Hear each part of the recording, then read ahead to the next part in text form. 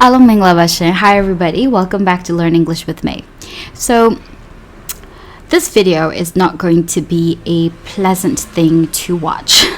It's going to be full of facts. It's also going to be a good resource for you if you were thinking about venturing into the ELT, the English language teaching field. Okay, I'm gonna tell you some stuff that are hard to take, bitter pills to swallow, but you need to know. You need to know these things if you're going to venture into this ELT field. Okay, all right. So let's get started. The first thing that I want to talk about is the native speakerism issue in the ELT field.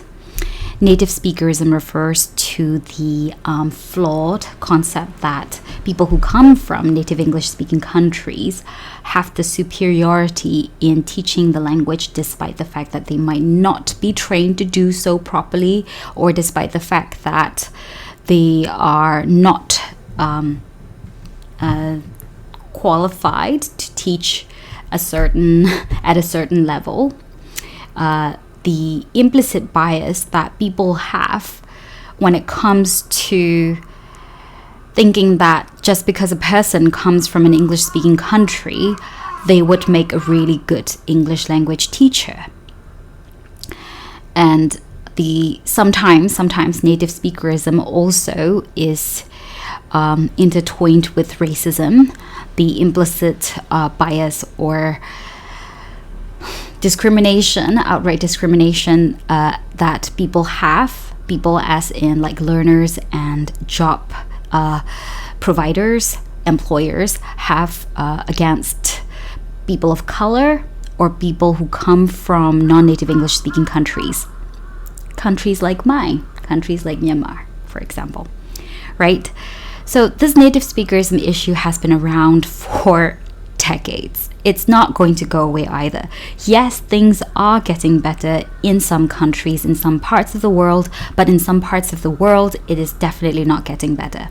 I'm not going to sugarcoat this. Things are not getting better, for example, in Thailand, okay? If you go to this website called ajan.com, this is a website where all of the job ads are for people place job ads on that website for all sorts of subjects, but mostly for English language teachers.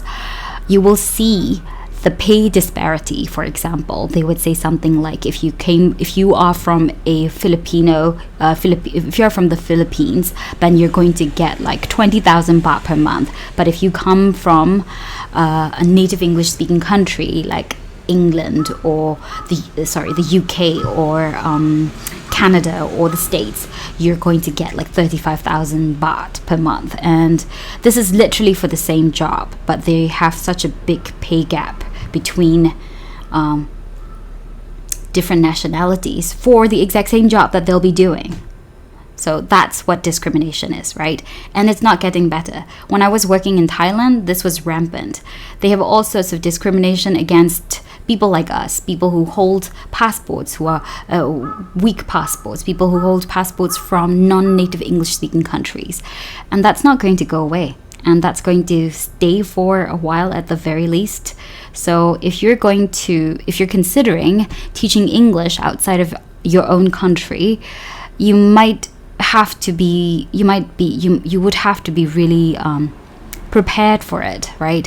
Especially if you come from a Southeast Asian country like mine, you're definitely going to experience more discrimination than other nationalities. Sometimes when they say native English speaker teachers, though, they really mean like Caucasian, and sometimes they would hire like non-native English speaker teachers who come from Russia, for example. Not that I have anything against people who come from Russia, by the way, but like they look like they are native English speakers because of their physical appearance, and they'll get the jobs better, like they'll have a higher probability of getting the jobs than you if you were to apply for these jobs because of your passport, because of your skin color. That's sad, and that's really like such a, I have no other words to say it, but such bullshit, really, because here I am, right? Like people like me who spent years training to become an English language teacher, learning the language properly, and then also spending like a humongous amount of money going to England to study and all that. And then what do I get? I get discriminated just because I hold a very weak passport, and just because I don't look like this person that this I don't fit into this category of like native English speaker. Okay, so that's not going to improve. Where do you see these kind of discrimination more commonly? Like at the language school levels. Okay, so if you go and work for some like tiny little language school, you're definitely gambling your luck, because sometimes some of the school owners will be really knowledgeable about stuff, and they will treat you with respect. They'll be like, they won't discriminate against you. But if you go to a language school where the owner is a fucker, then you're definitely like, you're done. You're not going to be treated well. And we see that in Japan as well, right? So that's here to stay. So, but how do you get out of it, right? That's the next thing that I need to tell you. And it's not always like doom and gloom, but there are ways to get out of it. There are ways to kind of escape this, right? Well, the first thing is just teach in your own country, I suppose. If you were to just start your own language school in your own country, the discrimination that you feel you observe is probably not going to be as severe. But if you were to like venture out into the wild and then start teaching for foreign institutes like universities and in other countries, schools and universities in other countries, you're definitely going to be experiencing a form of discrimination at the very least. What can you do? Well, what can you do? The first thing that you need to do is you have to get that experience. You have to get that years of experience under your belt. You need to be constantly working towards your career development. You cannot stagnate in your career. So if you, for example, got yourself a CELTA, do not stop there. Get yourself a Delta, or even better, apply for scholarships to do a master's. Because the more qualified you become, the more opportunities and the more doors will open for you. And that's when you can set yourself apart from teaching for shitty little language schools, and you can, go for better jobs with better conditions, more respect from the institutions that you're working for. And these takes years. This takes years. This cannot happen overnight. And not all of us is made of money. So, to be able to apply for scholarships and to be able to, attend these universities that will give you a leg up in your career is really, it is tough. Okay, so you're gonna have to work towards this goal. It's got to be a long-term plan. It cannot just be like you going about your way of like, oh, I'll just teach and I'll just work and then that'll be that. Like, no, you have to be proactive with your career development, is what I'm saying. So another thing that you need to do if you are thinking of an ELT career outside of the country in an academic institution, not a language school, not a high school, not anywhere, okay? I'm talking about university because I work in university field. I work only for the tertiary level education, so I don't know much about like high school and primary schools and things like that. But with the university, you need to be doing research. You need to be writing peer review articles. You need to be publishing. You need to be taking part in conferences. Without all of those things, you're not going to have a good shot at applying for jobs. And I wish that somebody had told me this earlier, because when I started teaching, I was all about like, I'm going to be the best teacher possible. Even though they are discriminating against me, they don't really want to hire people like me, even though I got the job because I sounded somewhat like a native English speaker. I hate that, by the way. I was like, I'm gonna show them I'm the best teacher they have ever seen. The truth of the matter is that's great. Like, you want to be a really good teacher, a responsible teacher, and inspirational teacher for all of your students. And you want to be, preparing your lesson, prepping your lessons properly. You want to make sure that all the activities that you are giving your students are, meaningful. You're not giving them busy work, right? There's an objective to all the lessons that you've planned. So yes, it is important to have a carefully crafted lesson plan, but at the same time, you need to be there for yourself. And the only way to be there for yourself is to write papers. If you don't have enough publications, you're not going to be able to apply for jobs in good universities, moderately good universities. So one of the reasons I came to Japan is because Japan actually is not very good at the language school level when it comes to payment and salary and all that. But when it comes to universities, Japanese universities really pay well.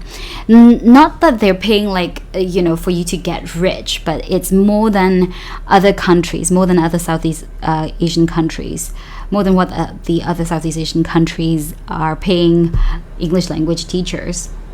And the more qualified you are with number of publications and your own research field, the better chance you will have when you're applying for university jobs. So yeah, that is my advice to you all.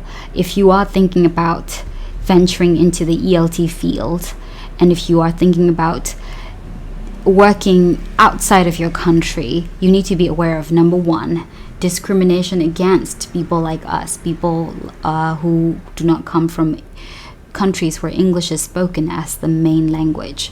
The second thing is you need to not stagnate and continue to work hard on progressing your career. Okay? And the third thing is related to the second thing. One of the ways that you can do for a big favor that you can do for yourself is to keep on publishing, to keep on writing, to keep on taking part in conferences, and just putting yourself out there. Otherwise, you're not going to have a good shot when it comes to applying for jobs in countries like Japan. So yeah, those are my 3 things that I think you should know if you're going to consider a career in the ELT field.